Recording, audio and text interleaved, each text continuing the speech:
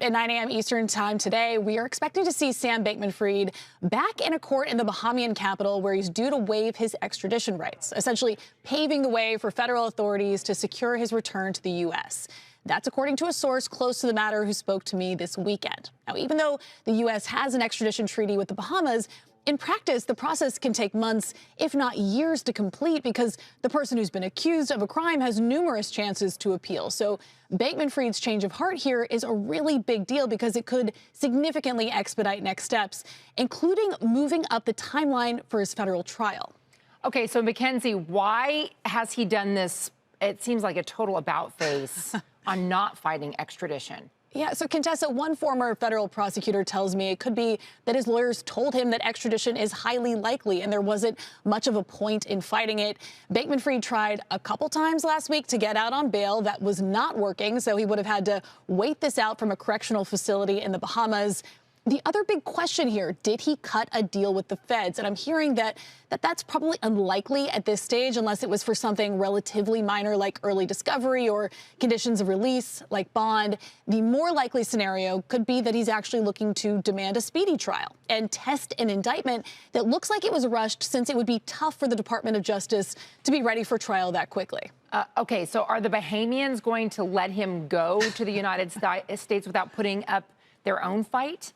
Yeah, so the Bahamians had been angling for control over the bankruptcy proceedings and some $256 million worth of real estate owned by FTX in the Bahamas. And on the face of it, having SBF in the Bahamas does at least present the illusion of leverage.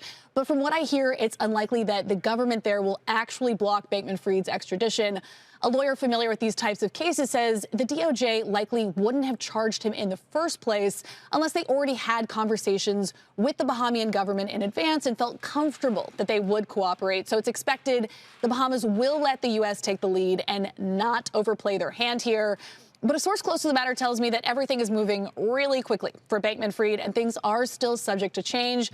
So we'll see how this plays out in the next few hours, Contessa. Mackenzie, I'm wondering whether there is a diplomatic problem looming here in that it's been reported that the Bahamian officials have been able to access some of the money for creditors ahead of U.S. officials. And so there's this whole, if you've got the current CEO looking for the assets to pay creditors and to work within bankruptcy proceedings, and the Bahamians have already taken control of some of it, is there a diplomatic problem looming? I think there is definitely a question as to some of the transfers of crypto tokens that happened right at the beginning of the bankruptcy process.